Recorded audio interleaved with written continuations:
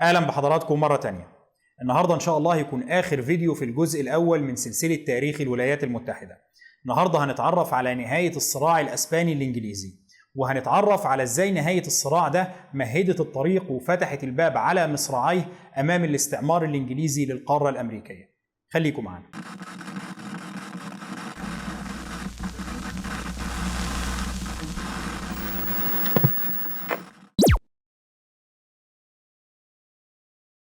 بعد الانتصار الإنجليزي على الأرمادة الأسبانية، الحماسة بتاخد الإنجليز. بيتم تخليد الانتصار ده باعتباره واحد من أهم وأقوى الانتصارات في تاريخ إنجلترا. احنا أخيرا قدرنا نمنع أسبانيا والبرتغال من تحقيق أهدافهم ومن غزو إنجلترا. احنا قدرنا ننتصر على أهم وأكبر قوتين بحريتين في العالم، اللي هم القوة الأسبانية والقوة البرتغالية. المفترض ان احنا كده بقينا سادة البحار في العالم. وبسبب الحماسة الجارفة اللي بتتملك الإنجليز دي، الإنجليز بيبدأوا يعلوا بسقف الطموحات والتوقعات بتاعتهم. لا، احنا مادام قدرنا ننتصر على الأسبان والبرتغاليين، المفترض كده نتزعم بحار العالم. مش بس كده، مادام قدرنا ننتصر عليهم وهم جايين يغزوا إنجلترا ومنعنا الغزو ده من إن هو يحصل، فاحنا المفترض دلوقتي ننقل الصراع ده لمستوى تاني ونحاول نغزو الأسبان والبرتغاليين في عقر دارهم. هزيمة الأرمادة الأسبانية بتحصل سنة 1588. السنة اللي بعدها على طول سنة 1589 الإنجليز بيقرروا إن هم هيبعتوا أسطول أو حملة بحرية إلى السواحل الأسبانية والبرتغالية، ولكن بيبقوا باعتين الحملة دي بأهداف طموحة قوي. الإنجليز بيشوفوا إنه الأرمادة الأسبانية لما رجعت لأسبانيا مرة تانية كانت خسرت في المعارك مع الأسطول الإنجليزي حوالي تلت السفن بتاعتها. تلت السفن اللي راحت تهاجم إنجلترا ما رجعتش، ولكن ده معناه إن تلتين السفن دول قدروا يرجعوا للسواحل الأسبانية والبرتغالية. جزء من السفن اللي رجعت دي كانت راجعة سليمة، وجزء تاني كان راجع فيه بعض الإصابات أو التلفيات من أثر المعارك، والسفن دي كان بيتم إصلاحها وإعادة تجديدها في السواحل الأسبانية والبرتغالية. الإنجليز بيقولوا بس هي دي فرصتنا، إحنا نروح وهم مشغولين في عملية الإصلاح وإعادة تجديد الأسطول دي ونهاجمهم بشكل مفاجئ وندمر الأسطول ده تماما، وبكده يبقى انتزعنا السيادة البحرية من أسبانيا والبرتغال. وبعد ما نقضي على الأسطول بتاعهم ده، هناخد الأسطول بتاعنا ونروح بيه للشبونة، وهناك نعمل ثورة برتغالية ضد حكم فيليب. وبعد ما نخلص الثورة دي نبقى نروح بقى في المحيط ندمر أي سفينة أسبانية أو برتغالية تقابلنا. أهداف طموحة جدا، والغرور كان متملك من الإنجليز بعد الانتصار بتاعهم، لدرجة إن هم بيسموا الأسطول الإنجليزي اللي رايح يهاجم السفن الأسبانية والبرتغالية بيسموه الأرمادة الإنجليزية. ولكن هزيمة الأرمادة الأسبانية ما كانش معناها إن القوة البحرية لأسبانيا اتحطمت وإن أسبانيا بقت دولة بلا أسطول. هزيمة الأرمادة الأسبانية كان معناها ببساطة فشل محاولة غزو إنجلترا، إنما الأسطول الأسباني كان لا يزال موجود وكان لا يزال قوي، وأسبانيا في المجمل كان عندها أسطول أقوى من الأسطول الإنجليزي. بالإضافة لكده، المواجهة اللي حصلت ما بين الأرمادة الأسبانية وما بين الأسطول الإنجليزي علمت الأسبان إن هم ما يستخفوش بالإنجليز. ان الاسطول الانجليزي احنا كنا بنتعامل معاه باعتبار ان دي شويه سفن قراصنه وسفن ضعيفه، اسطول تافه ما يقدرش يتصدى للاسطول الاسباني الضخم. ولكن التجربه علمت الاسبان انه لا، احنا لازم نتعامل مع الانجليز بحرص وباهتمام، ولازم نتعامل معاهم باعتبارهم اسطول مكافئ لينا في القوه. وعلشان كده لما الانجليز بيهاجموا الاسطول الاسباني في المره دي، بيكون الاسبان اكثر يقظه وحرصا بكتير جدا، وبيكونوا مستعدين لاي هجوم مفاجئ. وعلشان كده الحملة الإنجليزية بتفشل تقريبا في تحقيق أي هدف من أهدافها. الإنجليز بيفشلوا في كل أهدافهم، وبالإضافة لكده الأسطول الإنجليزي بيخسر أكتر من 40 سفينة.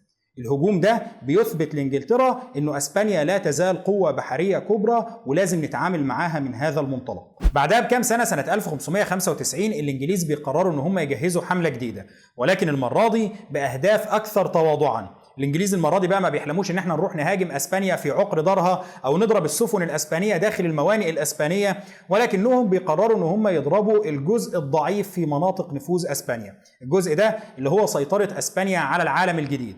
هم بيكونوا متاكدين انه اسبانيا اكيد مش هتبقى مستعده لهجوم على اي منطقه في كل المساحات الشاسعه اللي هي مسيطره عليها في العالم الجديد دي، وعلشان كده بيقرروا ان احنا نطلع حملة جديدة. الحملة دي تهاجم بعض مناطق النفوذ الاسباني في العالم الجديد، تحديدا منطقة بنما ومنطقة بورتوريكو.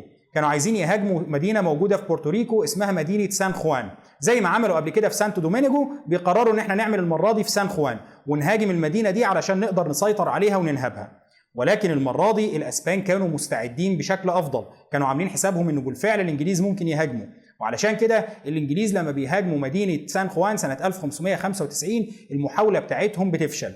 الاسبان كانوا اتعلموا الدرس بتاعهم كويس، وجات دور على الانجليز انهم يتعلموا الدرس ده. الصراع ده صراع هيطول، ومفيش طرف من الطرفين بيكون واضح ان هو هيقدر يحسمه لصالحه، وكل دولة من الدولتين كان لازم علشان تنهي الصراع ده يكون عندها استعداد انها تقدم بعض التنازلات.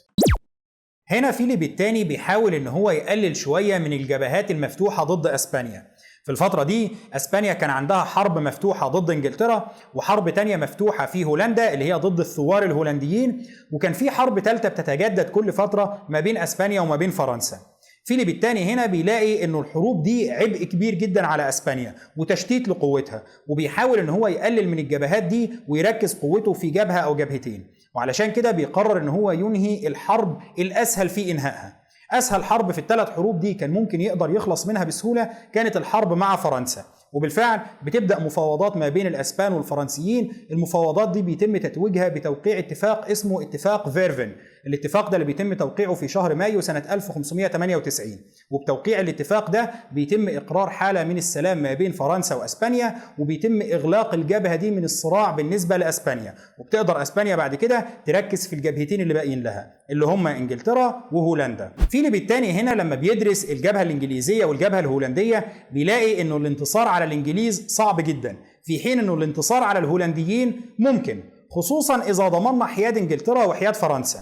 هو ببساطة بيلاقي إنه أنا عندي جبهتين مفتوحين اللي هم الجبهة الإنجليزية والجبهة الهولندية.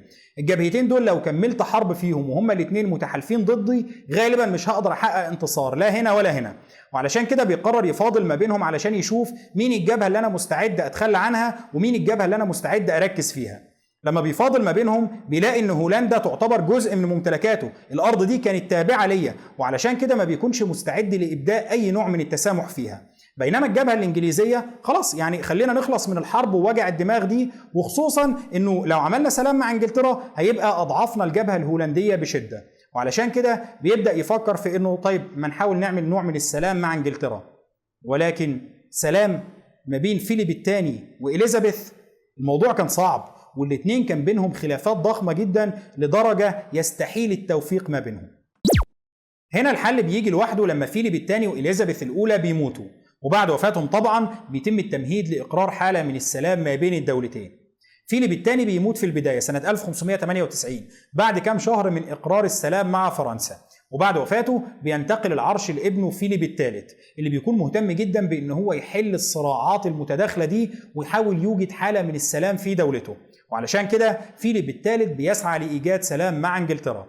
ولكن إليزابيث في المرحلة دي ما بتكونش مهتمة قوي بعروض السلام، من ناحية لأنه احنا بقالنا 40 سنة بنعادي أسبانيا، 40 سنة من الشحن والاستعداد والتجهيز وبعد كده الحروب والمعارك، كل ده مش هنيجي نلغيه بجرة قلم، الموضوع مش بالبساطة دي. ولكن العامل الأهم اللي بيخلي إليزابيث ترفض إقرار السلام مع أسبانيا هو إنها ببساطة بعد 40 سنة من الصراع مع أسبانيا ما كسبتش حاجة. يعني ايه المكسب الحقيقي اللي انجلترا حصلت عليه بعد كل السنوات دي من الصراع؟ هم يضربونا واحنا نضربهم ونهاجمهم وننهب منهم شوية، ولكن في النهاية لو انجلترا دلوقتي عملت سلام مع اسبانيا ايه المكسب الحقيقي اللي هتحصل عليه؟ مجرد ان احنا نوقف حرب ده ما كانش انتصار بالنسبة لإليزابيث، كان لازم انجلترا تحصل على مكاسب تخليها لما تخرج من الحرب دي تقدر تستفيد من السلام. لكن لو هنعمل سلام لمجرد ان احنا نرجع لما قبل الحرب يبقى الحرب دي كانت انهاك على الفاضي. وعلشان كده تركيز إليزابيث في المرحلة دي بيكون منصب على محاولة تحقيق مكاسب حقيقية وملموسة للصراع ده، محاولة ان هي تحقق بعض المكاسب على حساب اسبانيا.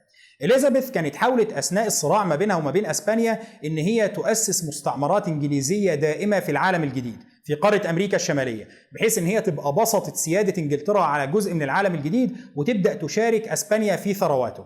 ولكن المحاولة دي بتفشل، إحنا إن شاء الله هنتكلم عن المحاولة دي بالتفصيل في الفيديو اللي جاي.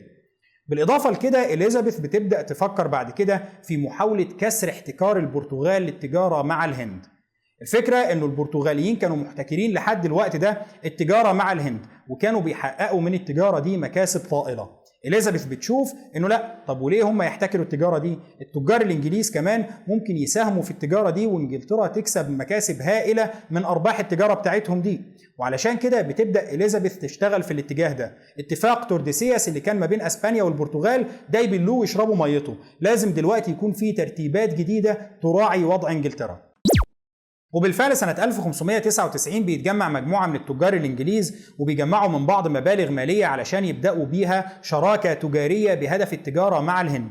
بيقرروا ان هم هيعملوا شركة، كل واحد منهم هيساهم بقدر من المال في الشركة دي، وفي النهاية هيتاجروا مع الهند. التجارة دي لما تحقق أرباح هيتم توزيع الأرباح عليهم طبقا لنسبة مساهمة كل واحد منهم في رأس مال الشركة. التجار دول بعد ما بيتجمعوا بيروحوا للملكة إليزابيث علشان يطلبوا منها الإذن ببدء النشاط التجاري بتاعهم مع الهند. بعد إذنك احنا عايزين نروح نعمل الشركة بتاعتنا دي ومحتاجين دعمك وحمايتك. الملكة إليزابيث بعد شوية تفكير بتقرر سنة 1600 يوم 31 ديسمبر سنة 1600 بتقرر ان هي تمنحهم الإذن، وبناء عليه بيتم تأسيس شركة الهند الشرقية. شركة الهند الشرقية هي الشركة اللي بتبدأ النشاط الإنجليزي في منطقة آسيا وفي منطقة الهند، وهي الشركة اللي بترسخ النفوذ الإنجليزي في المنطقة دي وبترث النفوذ البرتغالي اللي كان موجود فيها. في النهاية الشركة دي بتكون هي المفتاح اللي بيرسخ السيطرة الإنجليزية على مناطق شاسعة في آسيا لمدة أكثر من 400 سنة. ولكن الملكة إليزابيث الأولى بتموت سنة 1603 يوم 24 مارس سنة 1603. طبعا إليزابيث بتموت بدون وريث، هي ما اتجوزتش وما أنجبتش، وعلشان كده بعد وفاتها بينتقل العرش الإنجليزي إلى الملك جيمس السادس ملك اسكتلندا. الملك جيمس السادس كان يبقى حفيد هنري السابع من ناحية بنته، وعلشان كده بيقولوا خلاص مدام فرع هنري الثامن كله مات بدون ما يترك أي وريث هيرجع العرش لأقرب أقاربهم اللي هو بيكون الملك جيمس السادس. الملك جيمس السادس بيحكم إنجلترا باسم جيمس الأول، هو السادس في اسكتلندا لأنه هو سادس واحد يحكم اسكتلندا باسم جيمس، بينما هو الأول في إنجلترا لأنه أول واحد اسمه جيمس يحكم إنجلترا. وهنا بيحصل اتحاد شخصي ما بين الدولتين، ما بين اسكتلندا وإنجلترا. الاتحاد الشخصي ده بينهي سنوات طويلة جدا من الحروب ما بين الدولتين، وبيمهد للاتحاد الكامل ما بين الدولتين بعد أكثر من حوالي 100 سنة لما بتنشأ دولة بريطانيا. ولكن اللي يهمنا هنا هو إنه جيمس الأول كان مستعد للتفاوض مع الأسبان، كان مستعد لإقرار حالة من السلام وإيقاف الحروب. وعلشان كده بعد وفاة الملكة إليزابيث ب3 شهور بس في وفد أسباني بيصل إلى العاصمة الإنجليزية لندن علشان يتفاوض مع الإنجليز من أجل شروط إقرار سلام ما بين الدولتين. المفاوضات دي بتتحرك سريعا وفي النهاية بتسفر عن توقيع معاهدة اسمها معاهدة لندن. المعاهدة دي بيتم توقيعها يوم 28 أغسطس سنة 1604، وفي المعاهدة دي بيتم إقرار سلام ما بين إنجلترا وأسبانيا. أسبانيا أخيرا بتتصالح مع فكرة إنجلترا البروتستانتية، خلاص هم أحرار يعملوا اللي هم عايزينه، المهم نوقف حرب معاهم. وإنجلترا أخيرا بتوافق على إيقاف عمليات القرصنة ضد الأسبان، وبرضه إنجلترا بتوافق على التوقف عن دعم الهولنديين. خلاص الدولتين بيقرروا ان هم يعيشوا مع بعض في سلام. توقيع معاهدة لندن بيكون خبر سعيد جدا بالنسبة للأسبان. أخيرا خلصنا من الحروب ومن القرصنة ومن المشاكل اللي كانت عاملة لنا صداع، وأخيرا خلصنا من تهديد كبير جدا للسيادة الأسبانية على مناطق نفوذها الشاسعة في جميع أنحاء العالم. هو ده الخبر اللي احنا كنا منتظرينه علشان نبدأ نركز ونفوق للهولنديين. بينما على الجانب الآخر داخل إنجلترا الشعب الإنجليزي بيستقبل المعاهدة دي بنوع من الضيق. لا، هو إيه المعاهدة دي؟ احنا كده كسبنا إيه؟ احنا بقالنا كل السنين دي بنحارب الأسبان علشان إيه؟ الأسبان دول متوحشين واحنا عارفين ده كويس، وكان لازم إنجلترا تحاربهم لحد ما تقدر تحقق انتصار حاسم عليهم. لكن ان احنا نعمل معاهم سلام زي ده ما طلعناش منه بأي مكاسب، لا، الاتفاقية دي خسارة وإذلال كبير لإنجلترا. بالرغم من انه على المدى البعيد الاتفاقية دي بتثبت ان هي كانت في صالح انجلترا، الا انه الشعب الانجليزي بيكون متضايق جدا منها، خصوصا انها مش بس انهت الحرب مع اسبانيا، ولكن لانها كمان خلتهم ما يقدروش يعاونوا حلفائهم الهولنديين. احنا كده خلاص هنسيب الهولنديين للاسبان علشان يسحقوهم. ولكن بالرغم من التفاؤل الأسباني المبدئي، وبالرغم من أن الإنجليز كانوا شايفين أن تخليهم عن الهولنديين هيسهل مهمة فيليب الثالث في أن هو يسحق الثورة في هولندا، إلا أن التفاؤل الأسباني ده بيثبت أن هو كان في غير محله. الاسبان بالرغم من ان هم بيكونوا متخيلين ان احنا خلاص كده نقدر نقضي على الهولنديين، الا انهم بيواجهوا مقاومه شرسه جدا في هولندا. الهولنديين او الثوار الهولنديين بيثبتوا ان هم قادرين على الصمود، وانه نهايه الدعم الانجليزي لن تسمح للاسبان بالقضاء عليهم. الوضع في هولندا بيوصل لنقطه تعادل. أي نعم، الثوار الهولنديين كانوا منهكين جدا وغير قادرين على تحقيق انتصارات ضخمة أو تقدم واضح على الأرض، ولكن على الجانب الآخر الأسبان كمان كانوا منهكين جدا وبرضه كانوا غير قادرين على إحراز أي تقدم. في النهاية الوضع بيوصل لمرحلة التعادل، الأسبان ما بيقدروش يقضوا على الثوار ولا الثوار بيقدروا ينتزعوا المزيد من الأراضي من ال17 مقاطعة. الأخطر هنا بالنسبة لأسبانيا هو إنه الهولنديين اللي كانوا تجار بطبعهم بيقرروا إن هم يقلدوا إنجلترا ويحاولوا يعملوا شركة تجارية علشان تنافس التجارة الأسبانية والبرتغالية في الشرق. الهولنديين بيقولوا إحنا تجار، إحنا أولى من الإنجليز بإن إحنا نكسر احتكار التجارة البرتغالي مع الشرق. وعلشان كده الهولنديين بيجوا بعد أقل من سنتين على إنشاء شركة الهند الشرقية الإنجليزية، وبيقرروا سنة 1602 إن هم ينشئوا شركة الهند الشرقية الهولندية بنفس الهدف بتاع الإنجليز، وهو كسر احتكار البرتغاليين للتجارة مع الشرق وإقامة مراكز تجارية يقدروا من خلالها إن هم يستفيدوا من أرباح التجارة الهائلة دي. وعلشان كده حتى بعد توقيع معاهدة لندن سنة 1604 وإقرار حالة من السلام ما بين أسبانيا وإنجلترا، ده ما بيكونش معناه إنه التهديدات للسفن الأسبانية والبرتغالية في عرض البحر انتهت. أيوة، الإنجليز بطلوا يستهدفوا السفن الأسبانية والبرتغالية، ولكن الهولنديين اللي كانوا لا يزالوا في حالة حرب مع الأسبان كانوا بيستهدفوا السفن بتاعتهم. مش بس كده، ولكن الهولنديين بيحاولوا ان هم يقيموا مراكز تجارية في النقاط التجارية المهمة في آسيا. الموضوع بيتفاقم لما الهولنديين بيعملوا مركز تجاري في جزر مالاكوس أو جزر الملوك المشهورة جدا بإنتاج التوابل سنة 1605. الجزر دي اللي كانت عملت نزاع كبير ما بين أسبانيا والبرتغال في بداية الاكتشافات البحرية الأوروبية، واضطرت الدولتين في النهاية إن هم يوقعوا اتفاق ساراجوسا سنة 1029. وعلشان كده الأسبان في النهاية بيلاقوا إنه الاستمرار في الحرب مع الهولنديين هيؤذي مصالحهم بشدة، مش بس مصالحهم داخل هولندا ولكن مصالحهم في جميع أنحاء العالم. هيدمر التجارة بتاعتهم أو على الأقل هيخلي التجارة دي تتضرر بشدة. وعلشان كده بيضطروا في النهاية لأنهم يقبلوا بالأمر الواقع. حتى لو هنقبل في النهاية باستقلال ال7 مقاطعات الشمالية فده أفضل بكتير من إنه التجارة بتاعتنا تتدمر في جميع أنحاء العالم. وعلشان كده فيليب الثالث بيقرر سنة 1607 إن هو يعلن وقف لإطلاق النار مع هولندا. خلاص احنا هنوقف العمليات العسكرية هنا تمهيدا للتفاوض من أجل إقرار السلام. وبالفعل سنة 1609 بيتم توقيع معاهدة اسمها معاهدة أنتويرب ما بين الثوار الهولنديين وما بين أسبانيا. في المعاهدة دي أسبانيا بتعترف باستقلال ال7 مقاطعات الشمالية باسم جمهورية هولندا، وبيتم الاتفاق ما بين الدولتين على انه خلاص احنا هنوقف الاعمال العدائيه، وانه الاراضي الخاضعه لسياده الجمهوريه الهولنديه في الوقت ده هتبقى اراضي مستقله وتابعه ليها. فيليب الثالث هيتنازل عن مزاعمه في الاراضي دي في مقابل ان هولندا هتوقف كل الاعمال العدائيه بتاعتها ضد الاسبان. معاهده انتويرب ما بتتطرقش لمساله التجاره مع الهند ومع اسيا، يعني لا الاسبان بيقدروا يحطوا بند في المعاهده دي ينص بوضوح على انه اسبانيا والبرتغال هم اللي هيحتكروا التجاره مع الهند ومع اسيا وان هولندا المفترض ما تتاجرش معاهم، ولا الهولنديين برضو بيقدروا يحطوا نص واضح يقول انه لا خلاص الاحتكار ده انتهى وانه من حق هولندا ان هي تتاجر مع الهند ومع اسيا. ولكن الحقيقه انه المساله هنا ما كانتش محتاجه لنصوص قانونيه. سنوات الحروب الطويله دي كلها ما بين اسبانيا وفرنسا او اسبانيا وهولندا او اسبانيا وانجلترا بتثبت للأسبان وللبرتغاليين إنه زمن الاحتكار انتهى، إنه خلاص عملية إن إحنا نجبر العالم على إن من حقنا بشكل حصري إن إحنا نتاجر مع الهند أو من حقنا بشكل حصري إن إحنا نستعمر العالم الجديد، العملية دي انتهت بشكل فعلي. المعادلة اللي كانت موجودة من 100 سنة واللي تم تقسيم العالم على أساسها ما بين أسبانيا والبرتغال اختلفت. النهاردة بقى فيه قوة تانية، قوة ناشئة وطموحة ومستعدة ان هي تبذل اي شيء في مقابل انها تحصل لنفسها على جزء من الكعكة.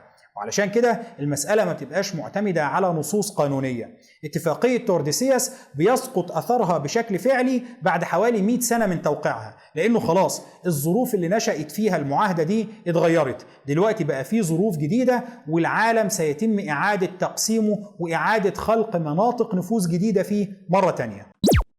موضوع إعادة تقسيم العالم وإعادة خلق مناطق النفوذ بيبدأ من خلال التجارة مع الهند، من خلال كسر احتكار البرتغال للتجارة مع الهند ودخول هولندا وانجلترا على الخط، باعتبار ان دي كانت طريقة ربح سريعة لأمم تجارية في المقام الأول زي هولندا أو زي انجلترا.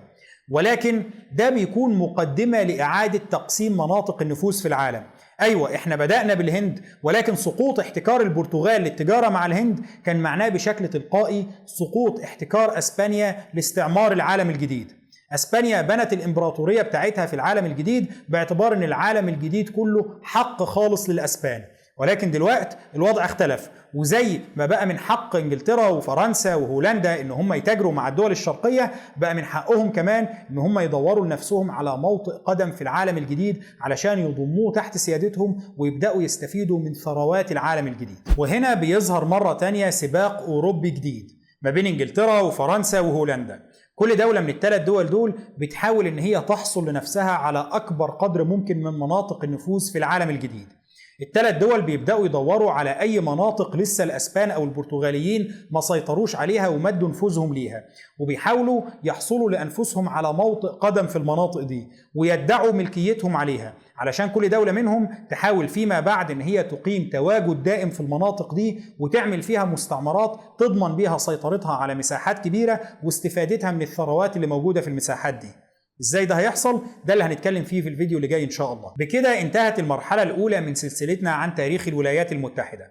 المرحلة دي اللي بدأناها باكتشاف كريستوفر كولومبوس للعالم الجديد، وانتهت بنهاية الصراع الإنجليزي الأسباني وفتح الباب أمام الاستعمار الإنجليزي والفرنسي والهولندي للعالم الجديد. إن شاء الله من الأسبوع اللي جاي هيكون بداية الجزء الثاني أو المرحلة الثانية من سلسلة تاريخ الولايات المتحدة، ودي المرحلة اللي هنركز فيها بشكل أساسي على تاريخ الولايات المتحدة وليس الأحداث الأوروبية المرتبطة بيه أو اللي كانت بتمهد ليه. الجزء ده اللي هيبدأ بنشأة المستعمرات الإنجليزية في العالم الجديد وهينتهي باستقلال الولايات المتحدة الأمريكية. شكرا لحضراتكم، وإن شاء الله نشوف حضراتكم الأسبوع اللي جاي.